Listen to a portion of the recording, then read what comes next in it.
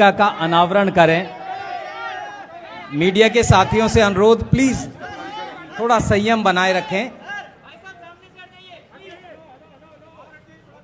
ये वो इतिहास बनता हुआ, जो इतिहास आज इस क्षेत्र में बना है, बहुत बड़े ट्रैफिक जाम से मुक्ति मिलेगी। अब मेरा अनुरोध आदरणीय मुख्यमंत्री महोदय से मीडिया बाइट के लिए। जैसा भी आप लोग देख रहे हैं कि आज यहाँ पे ये सर्विस रोड, रैंप, लूप और साइकिल ट्रैक, इनका इनॉग्रेशन हो रहा है। इससे इस इलाके के लोगों को ट्रैफिक जैम से मुक्ति मिलेगी। खासकर पूर्वी दिल्ली के लोगों को इससे काफ़ी सहूलियत मिलेगी। तो मैं दिल्ली के लोगों को और ख़ासकर पूर्वी दिल्ली के लोगों को बधाई देना चाहता हूं।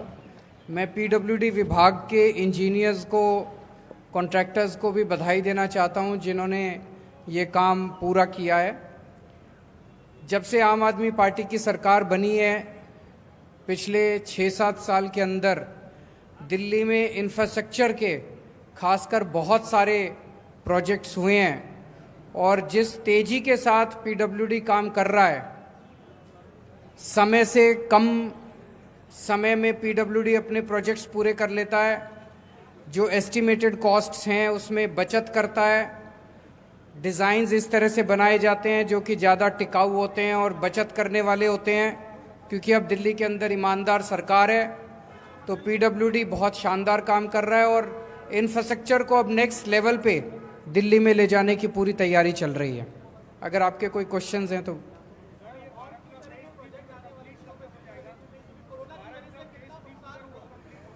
ये वाला पूरा 1.5 साल और लगेगा, मार्च 23।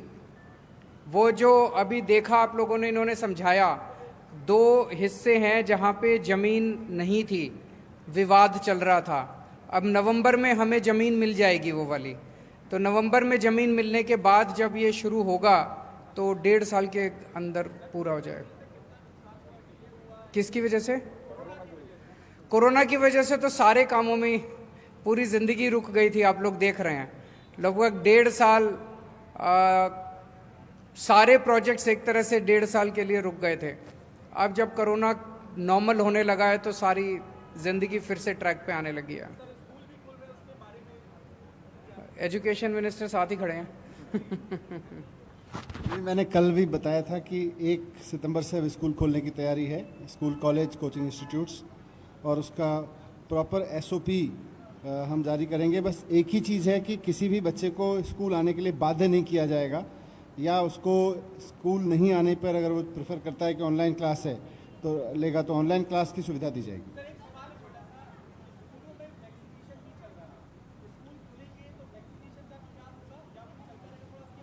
जहाँ जहाँ वैक्सीनेशन चल रहा है हमने उसकी पूरी समीक्षा कर ली है, और कुछ ऐसे सेंटर्स हैं जहाँ ज़्यादा क्लासरूम ऑक्यूपाइड हैं, उनको कम कर लेंगे। लेकिन क्योंकि अभी 9वीं से 12वीं तक के लिए ही खोले जा रहे हैं स्कूल, तो इसलिए हमारे पास स्पेस हैं।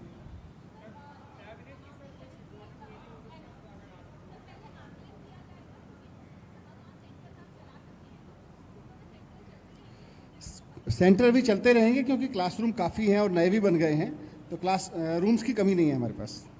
क्लासरूम्स जहाँ जहाँ राशन बंटने का और वैक्सीनेशन का काम जिन स्कूलों में चल रहा है वो चलता रहेगा। उसको थोड़ा सा बच्चों से अलग कर देंगे ताकि बच्चे उनके कांटेक्ट में ना आए।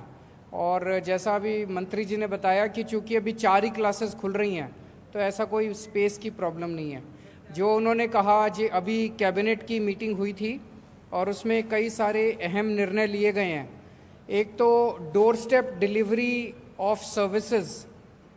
जैसा आप लोग जानते हो कि लगभग 150 सर्विसेज ऐसी हैं दिल्ली के अंदर जो 1076 फ़ोन नंबर पे आप फ़ोन करो और आपके घर पे आके सरकार आपका काम करके जाती है। ये सर्विस केवल इंडिया में नहीं, पूरे देश में अपने तरह की अकेली सर्विस है। आपको अपना कोई भी काम कराना है सरकार से, आप फ़ोन करो और घर आके अफसर आपका काम करके जाता है। ये जो सर्विस कंपनी दे रही थी, जिस कंपनी को पिछले वाला कॉन्ट्रैक्ट मिला था, वो अभी इस महीने पूरा हो रहा है। तो इस सर्विस को एक नए तरीके से और ज़्यादा अच्छा बना के, सुदृढ़ बना के दोबारा इसको टेंडर को फ्लोट किया जाएगा, उसके बारे में आज कैबिनेट ने निर्णय लिया है।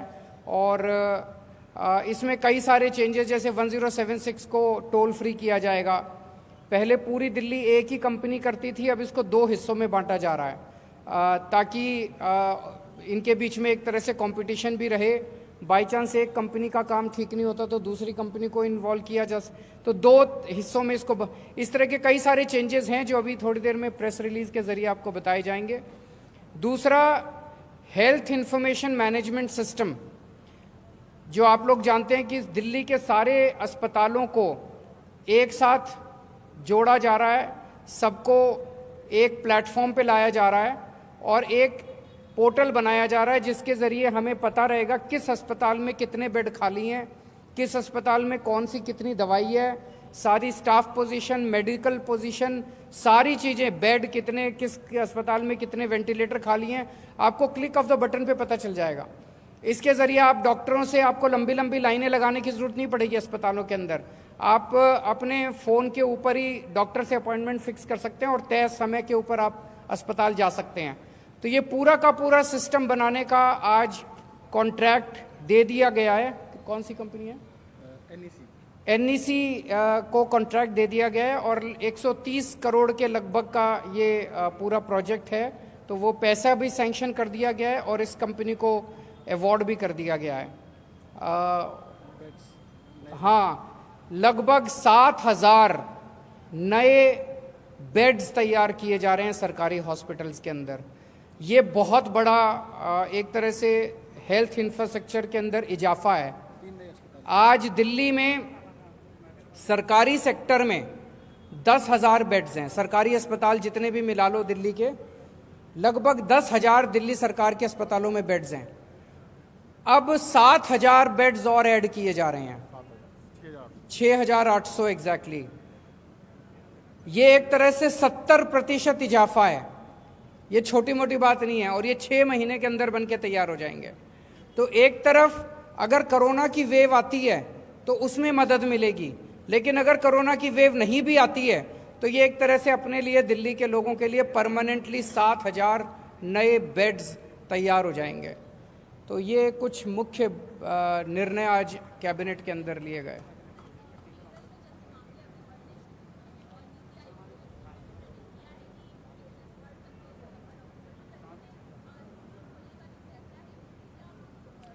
आज दिल्ली के अंदर स्थिति कंट्रोल में है और सबको ये लग रहा, पेरेंट्स भी, एक समय ऐसा था जब पेरेंट्स कहते थे जी हमें बच्चों की बड़ी चिंता है, अभी मत भेजना। अब पेरेंट्स आके कहते हैं जी जल्दी जल्दी स्कूल खोलो ताकि हमारे बच्चे स्कूल आ सकें और पढ़ाई शुरू हो सके। तो अभी दिल्ली के अंदर डेली 30, 40, 50 केसेस आ रहे हैं और हम 70,000 टेस्ट करते हैं। तो स्थिति कंट्रोल में है। हम इस पर नज़र रखेंगे, लगातार नज़र रखेंगे। स्कूल खोलते हैं, धीरे धीरे खोलते हैं। अगर दोबारा बंद करने की ज़रूरत पड़ी तो देखते हैं, लेकिन अगर स्थिति नॉर्मल रहती है, भगवान ना करे, अगर थर्ड वेव नहीं आती तो बहुत अच्छी बात है, फिर धीरे धीरे सारे स्कूल कॉलेज खुल जाएं। एग्जैक्ट डेटा मेरे पास। दिल्ली में टोटल 1,30,00,000 से ज़्यादा लोगों को वैक्सीनेशन की जा चुकी है, जो फर्स्ट डोज और सेकंड डोज मिलाकर है, और सेकंड डोज जो है 30 लाख से ज़्यादा लोगों को लगाई जा चुकी है। तो कुल मिलाकर दिल्ली की जो एडल्ट पॉपुलेशन है, एडल्ट पॉपुलेशन के बहुत बड़ी संख्या में लोगों को वैक्सीनेशन लगा चुके हैं।